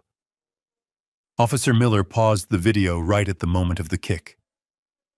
"That looks like assault to me," the officer said quietly. "And the refusal to seek medical aid for a head injury creates a secondary charge of criminal negligence. The district attorney is very interested in this case." Tiffany dropped the envelope. It hit the driveway with a soft slap. She looked at the tablet, then she looked at the house. She looked at the dark windows where the camera was mounted. He knew she whispered. Her voice was trembling. He knew the camera was on. "He told us he turned it off last month because of a glitch." "He lied," Officer Miller said. "Mr. Foster seems to be very sharp for a man with dementia. In fact, he gave us the master override codes to secure the footage before you could delete it." The realization hit Tiffany like a physical blow. The trap, the silence, the compliance. It had all been an act. I had not been confused. I had been waiting. I had been recording. She realized in that moment that the father she thought was a burden was actually the only thing standing between her and a prison cell. But it was Jason's reaction that was truly pathetic. He looked at the video and then he looked at his wife. He did not step closer to comfort her. He took a step back. He created physical distance between them. Officer Jason said, his voice taking on a wheedling, desperate tone. "You can see in the video that I was 10 feet away. I did not touch him. I did not push him. That was all her." Tiffany whipped her head around to look at him. Her eyes were wide with betrayal. "Jason, what are you saying?" "I am saying I did not assault anyone," Jason said, talking fast, sweating profusely. "I just wanted to help him. You were the one who was angry about the photo. You were the one who was closest to him. I am just a witness here." "You coward," Tiffany screamed. She lunged at him, scratching at his chest. "You told me to leave him there. You told me not to call 911 because of your parents." Officer Miller stepped between them, holding up a hand. "Enough. Save it for the judge. Right now I need you both to vacate the premises. You have 10 minutes to grab essential personal items. Medicine and clothes only. No electronics, no documents, and definitely no valuables. The house is now a crime scene and under the protection of the court, pending the investigation into financial fraud." "Financial fraud," Jason squeaked. "Yeah," the officer said. "Something about a forged home equity loan and a stolen retirement fund. The fraud unit will be here in an hour to inventory the assets." Jason looked at the house. He looked at the Porsche-less driveway. He looked at his wife, who was now sobbing uncontrollably into her hands. The walls were closing in. He had thought he was a player in the game of high finance, but he had just been checkmated by a man who learned strategy before Jason was even born. They were given trash bags. That is the ultimate indignity. They had to walk into their mansion, escorted by police officers, and stuff their designer clothes into black plastic trash bags. They could not take the silverware. They could not take the art. They could not take the computers. 10 minutes later, they were standing on the curb. The police cruisers pulled away slightly to park down the street and monitor the house, leaving them alone with their trash bags. The sun was beginning to set, casting long, menacing shadows across the lawn they no longer owned. Tiffany sat down on one of the bags, burying her face in her knees. Jason was pacing, trying to get a signal on his phone to call a lawyer. Any lawyer, but no one was answering a broke man on a Saturday evening. Then they heard the sound of an engine, a smooth, powerful purr. Jason looked up, hope flaring in his eyes for a second. Maybe it was a friend. Maybe it was a savior. A black Mercedes S-Class sedan turned the corner. It was pristine, gleaming in the twilight. Jason recognized the license plate immediately. It was his father's car. Richard and Barbara Reed, the real parents. Jason waved his arms. "Mom, Dad, over here! Thank God!" The car slowed down as it approached the driveway. The tinted window in the back rolled down. Tiffany looked up, wiping her mascara-stained eyes. She stood up, smoothing her dress. She thought they were saved. She thought the cavalry had arrived to bail them out, to hire expensive lawyers to fix this mess with their checkbook. But as the car came to a stop, Jason saw his father's face. Richard Reed was not smiling. He was not looking at them with concern or pity. His face was a mask of purple fury. His eyes were bulging. He looked like a man who had just found out that his name was attached to a sinking ship. Jason thought the cavalry had arrived.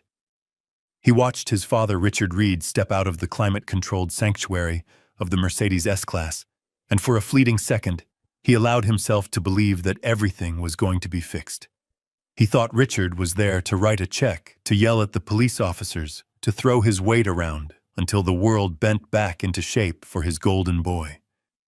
Tiffany stood up from her trash bag, wiping the mascara streaks from her cheeks, straightening her dress, preparing to play the role of the victimized daughter-in-law who needed comforting. She actually reached out her arms, ready for a hug from the woman she had called her real mother just 24 hours ago. But Richard did not open his arms. He slammed the car door with a force that shook the vehicle. He held a piece of paper in his hand, crunched into a tight ball. He marched up the driveway, past the police line, past the officers who watched with folded arms, and stopped inches from Jason's face. The look in his eyes was not concern. It was the cold, dead look of a man who realized someone had been stealing from his wallet. "Richard," Tiffany started to say, her voice trembling. "Thank God you are here. My dad has gone crazy. He called the police. He ruined everything." Richard ignored her completely. He did not even look at her. His eyes were locked on his son. He held up the crumpled paper and shook it. "You forged my signature," Richard said. His voice was dangerously low, a growl that vibrated in the humid evening air. Jason blinked, taking a step back. "Dad, what are you talking about? I did not forge anything." "Do not lie to me," Richard roared, his composure finally snapping. "My accountant just called me. He got a notification from a title loan company in Nevada. You used my commercial property in downtown as collateral for a high-risk loan. $300,000, Jason. And the signature on the guarantor line is mine, but I never signed it." Jason's face went from pale to a sickly shade of gray. "Dad, listen. It was a bridge loan. I was going to pay it back on Monday. I just needed liquidity for a few days until the sale of this house went through." Richard threw the paper at him. It hit Jason in the chest and fluttered to the ground. "You stole from me. You stole from your own father to cover your gambling debts." "It is not gambling," Jason pleaded, his voice cracking. "It is crypto. It is an investment. The market is just in a dip. It is going to bounce back." And that was when Barbara got out of the car. Barbara, the woman who always wore pearls, and spoke in soft, measured tones. She walked up the driveway with a speed I had never seen in her. She did not look at the house. She did not look at the police. She walked straight up to her son. Jason turned to her, desperate for an ally. "Mom, please tell him. I am good for it. I just need a little help to get the power back on and get the lawyers working." Barbara did not speak. She pulled back her hand and slapped Jason across the face. It was a sharp cracking sound that echoed off the stone facade of the silent house. It was the sound of a lifetime of spoiling a child coming to a violent, abrupt end. Jason stumbled back, clutching his cheek, staring at his mother in shock. "You are a thief," Barbara hissed. Her face was twisted in disgust. "We trusted you with the family trust fund. We let you manage the portfolio because you said you were a genius. You said you were outperforming the market." "I was," Jason stammered. "I was up 200% last year." "And where is it now?" Barbara screamed. "Where is the money, Jason? The account is empty. We checked it on the way here after Richard got the call." $2 million, Jason. Where did it go?" Jason looked at his parents. He looked at Tiffany. He looked at the police officers who were now watching the domestic dispute with mild interest. He had nowhere to hide. The facade of the successful investor, the brilliant entrepreneur, crumbled into dust. "It is gone," he whispered. "What did you say?" Richard asked, stepping closer. "It is gone," Jason cried out, tears finally spilling over. "All of it. I leveraged it on a margin trade. I thought the coin was going to the moon. It crashed. I got liquidated. It is all gone." The silence that followed was heavier than the heat. $2 million. The Reed family fortune, or at least the liquid part of it, had vanished into the digital ether, burned up by a son who thought he was smarter than the system. Richard looked at Jason as if he were looking at a stranger. "You are finished," he said coldly. "I am calling the district attorney myself. I am pressing charges for identity theft and fraud. I am not going to let you drag us down into the gutter with you." Then Richard turned his eyes to Tiffany. "And you," he said, pointing a shaking finger at her. "You are the poison." Tiffany gasped. "Me?" "Richard, I did not know. He told me he was making money. He bought me things." "You are a parasite," Richard spat. "Ever since Jason married you, he has been trying to keep up with your demands. The vacations, the clothes, the renovations on this house. You bled him dry and he stole from us to feed your ego. You are a curse, Tiffany. You are a comet of bad luck that crashed into our family." Tiffany's face crumpled. She looked at Barbara. "Mom, please. You know me." "I am your daughter. I am not your mother," Barbara said, her voice like ice. "And you are not my daughter.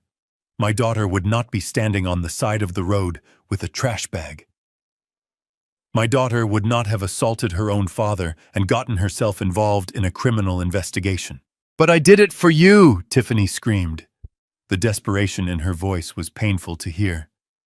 "I pushed him out for you. I tried to put him in that home so we could sell the house and be like you. I wanted to be on your level. I chose you. I chose you over my own dad because I wanted to be a Reed." She took a step toward Barbara, her hands reaching out. "I am one of you." Barbara took a step back, pulling her cashmere shawl tighter around her shoulders, as if Tiffany were contagious. "We do not have a daughter who is poor," Barbara said flatly. "And we certainly do not have a daughter who is going to prison. You are on your own." She turned around and walked back to the car. Richard followed her, not looking back at his son. "Wait," Jason yelled, running after them. "Dad, you cannot leave us here. We have no money. We have no power. We have nowhere to go." Richard stopped at the car door. He looked at Jason one last time. "You have a trash bag," Richard said. "I suggest you start collecting cans. It is the only honest work you are qualified for." He got into the car. The engine roared to life. The Mercedes reversed down the driveway, the tires crunching on the gravel. Jason ran alongside it for a few feet, tapping on the glass, mouthing the word, "Please." But the windows remained up. The car accelerated, merging onto the main road, and disappeared around the bend, taking the last shred of hope with it. Jason stood in the middle of the street, watching the red taillights fade. He was alone. He turned back to the driveway. Tiffany was still standing there. She was not crying anymore. She was staring at the spot where the car had been. The reality of her choice was settling in. She had traded a father who loved her unconditionally for a set of in-laws who loved her conditionally. And she had just failed the condition. She looked at Jason. Her eyes were full of hate. "You lost their money too," she whispered. Jason did not answer. He walked past her, dragging his trash bag, and sat down on the front steps of the dark house. The sun had fully set now. The streetlights flickered on, casting long, eerie shadows across the lawn. The house behind them was a black void. The heat from the day was trapped inside, radiating out through the glass. It was 90 degrees in that house. The water was off. The fridge was warm. The internet was dead. Tiffany sat down on the bottom step, as far away from Jason as she could get. She pulled her knees to her chest. "I am hungry," she said into the darkness. Jason laughed. It was a broken manic sound. "Well," he said, "I hope you like warm caviar, because that is the only thing left in the pantry." They sat there in the silence, two people who had thought they owned the world just this morning, now ruling over nothing but a kingdom of darkness and debt. And miles away, in a room full of light and cool air, I watched the city lights twinkle, and I waited for the final act to begin. The police had done their job. The parents had done theirs. Now it was time for the world to finish them off. 7 days. That is exactly how long it takes for a kingdom to turn into a slum when you cut off the life support. I was not there to see it, but I received detailed reports from the private investigator I had parked down the street.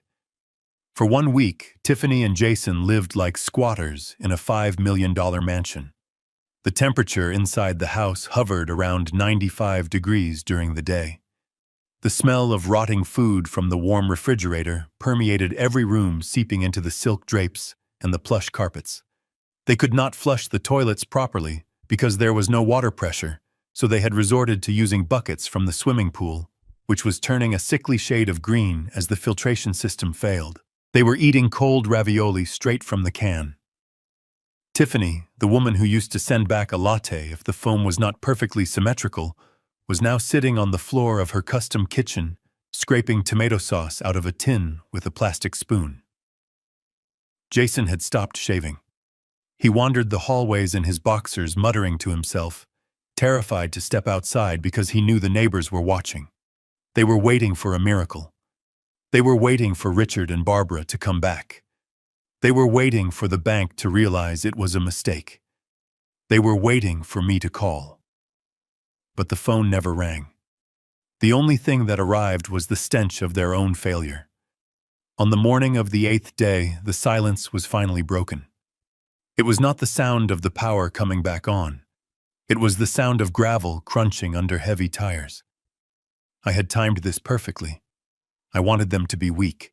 I wanted them to be broken down by the heat and the hunger, so they would not have the strength to fight what was coming next. Sarah Jenkins pulled up to the house in her silver sedan. Behind her were 2 sheriff's cruisers and a moving truck. Not a luxury moving service, but a foreclosure crew. The kind of men who get paid to clear out debris, not handle antiques. Jason saw them through the window. He scrambled to the front door, putting on a dirty t-shirt, thinking maybe, just maybe, this was the help he had been praying for. He threw the door open. The blast of hot, stale air sound that hit Sarah in the face must have been staggering. Sarah did not flinch. She stood on the welcome mat, cool and composed in her navy blue suit, holding a leather portfolio. Beside her stood Sheriff Miller, the same man who had served the restraining order. "What is this?" Jason croaked. His lips were cracked from dehydration. "Are you here to turn the power back on?" Sarah looked at him with the kind of professional disdain reserved for cockroaches. "Mr. Reed, I am not the utility company. I am Mr. Foster's attorney, and this is Sheriff Miller, who is here to enforce a writ of immediate possession." Jason blinked, his brain sluggish from the heat. "Possession?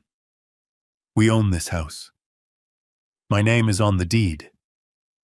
"Not anymore," Sarah said calmly. She pulled a document from her portfolio.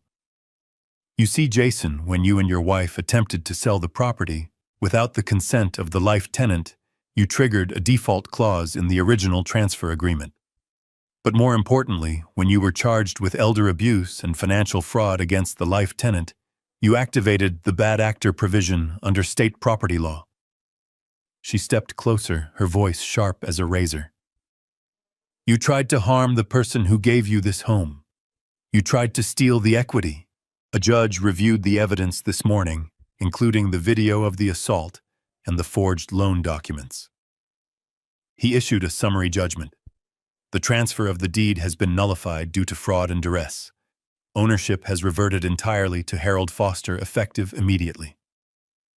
Tiffany appeared behind Jason. She looked like a ghost. Her hair was matted, her face pale. "What does that mean?" she whispered. "It means you are trespassing," Sheriff Miller said, stepping forward. "You have exactly 30 minutes to vacate the premises. Whatever you can carry in your hands is yours. Everything else stays in the house until the forensic accountants finish their inventory to see what else you stole." 30 minutes, Tiffany screamed. Her voice was shrill, hysterical. "We live here. You cannot just kick us out. We have rights. This is my house." "You forfeited your rights when you pushed your father down the stairs," Sarah said coldly. "And frankly, you should be grateful, Mr. Foster instructed me not to press charges for the theft of his furniture, provided you leave without incident. If you argue, the sheriff is authorized to arrest you both for violation of a court order and criminal trespassing." The clock started ticking. It was chaotic. It was pathetic. Jason and Tiffany ran through the house, grabbing whatever they could. But what do you grab when your life is built on vanity? Tiffany grabbed her jewelry box only to remember that she had pawned most of the good pieces months ago to pay off credit card bills. Jason grabbed his collection of watches, but his hands were shaking so bad he dropped a Rolex on the tile floor, shattering the face. The movers did not wait. They started hauling things out. They were not packing boxes. They were clearing the space. They took the sofas, the dining chairs, the massive flat-screen TV that Jason hadn't paid off yet, and they put them on the front lawn. It was not a move. It was an exorcism. 25 minutes later, they were standing on the driveway. The sun was beating down on them. Around them lay piles of their possessions. Tiffany's designer dresses were heaped on the grass like dirty laundry. Jason's golf clubs were leaning against a fire hydrant. Jason looked at the pile. He looked at the sheriff, who was standing by his car, hand resting on his belt. Then he looked at his wife. Tiffany was clutching a Louis Vuitton handbag, sobbing. "Jason, do something. Call your dad again. Call someone. We cannot be on the street. Where are we going to go?" Jason looked at her. He saw the sweat streaking her makeup. He saw the desperation. And for the first time, he saw the anchor that had dragged him down. He blamed her. In his twisted mind, this was all her fault. If she hadn't pushed me, if she hadn't needed this house, he would still be a traitor with a future. "I am not going anywhere with you," Jason said. Tiffany stopped crying. She looked at him. "What?" "You heard me," Jason said, backing away. "This is your family. This is your crazy father. I am not going to prison for you. I am not going to be homeless with you." He turned around. He did not grab a bag. He did not grab a box. He just started walking. He walked fast, heading toward the main road, where he could maybe hitch a ride or disappear into the city. "Jason," Tiffany screamed. "Jason, come back! You cannot leave me here!" He did not look back. He broke into a jog, a coward running from the wreckage he helped create. Tiffany stood alone in the middle of the driveway. She was surrounded by millions of dollars worth of real estate that she could not enter, and thousands of dollars of clothes she could not wear. She was holding a bag that was worth more than most people's cars, but it contained absolutely nothing of value. No keys, no money, no home, no husband. She fell to her knees on the hot asphalt. She let out a scream that was not anger anymore. It was pure, unadulterated grief. She screamed my name. "Dad. Daddy, please. I am sorry." She looked up, tears blurring her vision. And that was when she saw it. Parked down the street in the shade of an old oak tree was a long black limousine. It had been there the whole time, silent and observant. Tiffany scrambled to her feet. She ran toward it, stumbling, waving her arms. "Dad," she cried out. "Dad, is that you? Help me. Please just take me with you." She got within 20 feet of the car. She could see the silhouette in the back seat. She knew it was me. She could feel it. The tinted rear window rolled down, just a few inches, enough for her to see my eyes. I was not smiling. I was not crying. I looked at her with the same detached curiosity one might have for a stranger on the news. I looked at the daughter who had kicked me when I was down. I looked at the woman who had told me to die so she could get paid. "Dad," she sobbed, reaching out a hand. I did not say a word. I simply pressed the button. The window rolled up with a soft, decisive hum. The lock clicked. I tapped on the partition. The driver understood. The engine purred to life. The car pulled away from the curb, moving smoothly, effortlessly. I did not look back in the rearview mirror. I did not need to see her shrinking figure in the distance. I knew exactly where she was. She was right where she belonged, in the past. As the car turned onto the highway heading toward the airport and my new life in Italy, I poured myself a glass of sparkling water. It was cold. It was crisp. And for the first time in years, it tasted completely sweet. The fall was over, and I was the only one left standing. It has been 30 days since I walked out of that house and stepped into the black limousine. 30 days is not a long time in the grand scheme of a life that has spanned nearly 8 decades, but these last 4 weeks have felt longer and richer than the previous 10 years combined. I am currently sitting at a small wrought iron table in a piazza in Florence, Italy. The air smells of roasted coffee beans and ancient stone. The morning sun is warm on my face, but it is a gentle warmth, not the stifling, oppressive heat of that dark house in Lake Tahoe. My knee, the one that throbbed constantly from the stress and the fall, has surprisingly stopped hurting. It turns out that carrying the weight of ungrateful children was far heavier than any physical load I ever bore as an engineer. I have rented a small villa on the outskirts of the city. It has a garden filled with olive trees and a terrace that overlooks the cathedral dome. I do not have a housekeeper. I cook my own meals. I walk to the market every morning to buy fresh bread and tomatoes. I have found a joy in these simple, solitary tasks that I thought I had lost forever. I am not lonely. In fact, for the first time in a decade, I feel completely understood. I joined a local club for retired architects and engineers. We meet twice a week to drink wine and argue passionately about the structural integrity of the Roman aqueducts. They do not know me as the old man who needs to be put in a home. They know me as Harold, the man who understands tension and compression. They listen when I speak. They respect my mind. It is a feeling of validation that money simply cannot buy. My health has rebounded in ways that my doctors back in the States said was impossible. My blood pressure is down. The tremor in my hands has vanished.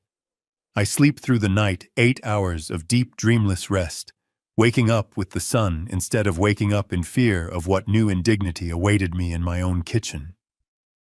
I realized that I was not dying of old age.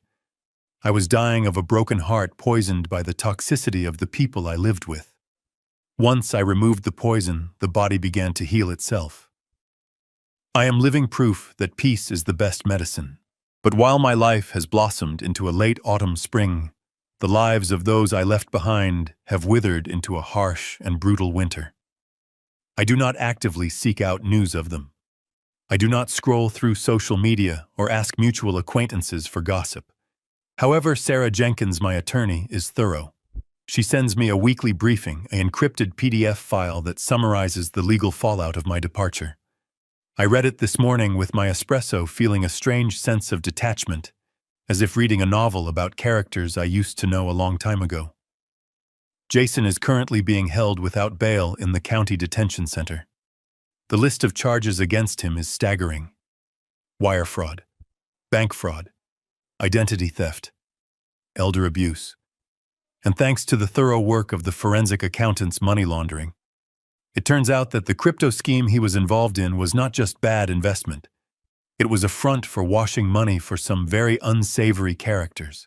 When the house of cards collapsed, his so-called partners vanished, leaving him to hold the bag. The most cutting betrayal for Jason, however, did not come from the law. It came from his parents. Sarah's report detailed that Richard and Barbara Reed not only refused to pay for his defense attorney, but they also filed their own civil suit against him for the theft of their trust fund. They testified to the grand jury that they had no knowledge of his activities and painted him as a rogue operator who deceived them. The real parents that Tiffany was so desperate to impress have effectively thrown their own son to the wolves to save their reputation.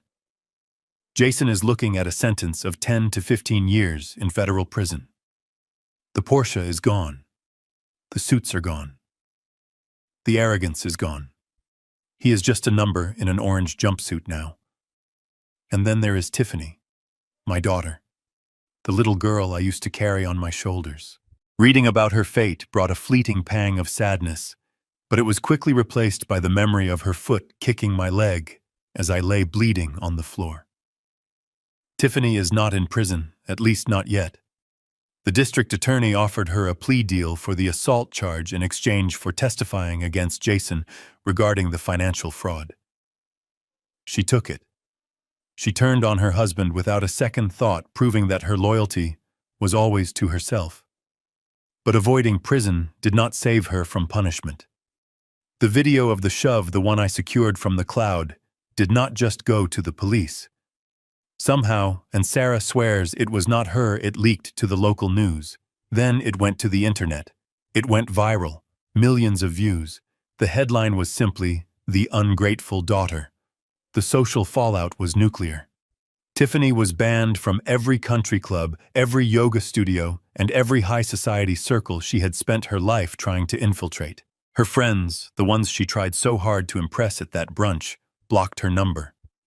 She became a pariah, a social leper. With no money, no husband, and no home, Tiffany had to find work. But who hires a woman famous for abusing her elderly father? She applied to boutiques, to reception jobs, even to gyms. All rejected. Sarah's report included a photo taken by a paparazzi, or just a cruel bystander. It showed Tiffany in a blue vest standing behind a cash register at a Walmart on the other side of the county. She looked 10 years older. Her hair was pulled back in a messy bun, her face devoid of makeup. She was scanning items for a customer who looked like they were yelling at her. She is living in a week-to-week motel on the highway, the kind of place with flickering neon signs and rusty railings. It is a far cry from the lakefront mansion. She wanted to be elite. She wanted to be special. Now she is learning the hard lesson that true class has nothing to do with zip codes and everything to do with character. She is alone in a world that she judged so harshly, and now that world is judging her back. I put the report down and picked up my phone. It had been vibrating gently on the cafe table for the last 10 minutes. I unlocked the screen. The notification bubble on the phone app was red and angry. 69 missed calls, all from the same number. Tiffany. She had been calling all night my time. 69 times she had dialed the number of the man she wished was dead. 69 times she had panicked, realizing that the safety net she had slashed was the only thing that could catch her. There was also a new email. The subject line was simply, "Dad, please read in all capital letters." I opened it. It was a wall of text. I skimmed it. It was exactly what I expected. There was no accountability. It was a manifesto of victimhood. "Dad, I am starving. Dad, the motel is scary. Dad, Jason forced me to do it. Dad, Richard and Barbara are monsters. Dad, you have so much money. Just send me a few thousand. Dad, I am your daughter. How can you do this to me?" She did not ask how my head was. She did not ask if I was happy. She only asked for a wire transfer. Even at rock bottom, she saw me as a wallet, not a person. I looked at the phone. I looked at the reply button. It would be so easy to type a few words, to send a little money, to ease her suffering. That is what a father does, right? A father protects. But then I looked at the scar on my hand, the one I got climbing over the wall to escape my own home. I realized that saving her would be destroying myself. I had protected her from the consequences of her actions for 35 years, and it had created a monster. The most loving thing I could do now was to let her feel the full weight of her own life. I did not feel happy. I did not feel a sense of revenge.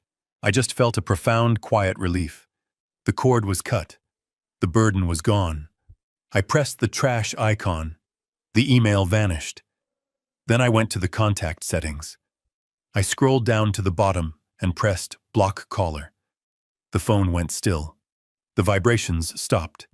The connection was severed, this time forever. I put the phone back in my pocket and signaled the waiter for the check. I stood up, adjusting my linen jacket. I had a tour scheduled in an hour. I was going to take the train to Pisa. I wanted to see the Leaning Tower. I have always been fascinated by it. A structure that was flawed from the beginning, built on unstable ground, yet somehow it managed to stand for centuries. It defied gravity. It defied expectations. I walked out of the piazza, the Italian sun warming my back. I am like that tower, I thought. I was pushed. I leaned. I almost fell. But I did not collapse. I am still standing. And the view from here is absolutely magnificent. Family is not defined by blood, nor by the name on a birth certificate. Family is defined by respect, by kindness, and by how we treat each other when the cameras are off and the bank accounts are empty. I had to lose the family I was given to find the peace I deserved. And looking at the horizon wide and open and free, I knew I had made the right trade. This experience taught me the hardest lesson of all, which is that DNA is not a binding contract for respect. I spent years making excuses for my daughter, thinking that my unconditional love could fix her broken moral compass. I was wrong. You cannot build a solid home on a rotten foundation, and you cannot build a family on one-sided sacrifice. Real family is not about who you share a last name with. It is about who stands by you when the world pushes you down. Walking away was not an act of cruelty. It was an act of survival. If you are holding on to someone who hurts you just because you share blood, let go. Your peace is worth more than their inheritance. Thank you for listening to my story. If this story gave you the courage to stand up for yourself, please hit the like button and share it with someone who needs to hear it. And tell me in the comments below, have you ever had to cut ties with a toxic family member to save your own sanity? I will be reading your stories. Don't forget to subscribe for more lessons from a life well lived. Until next time, take care of yourselves.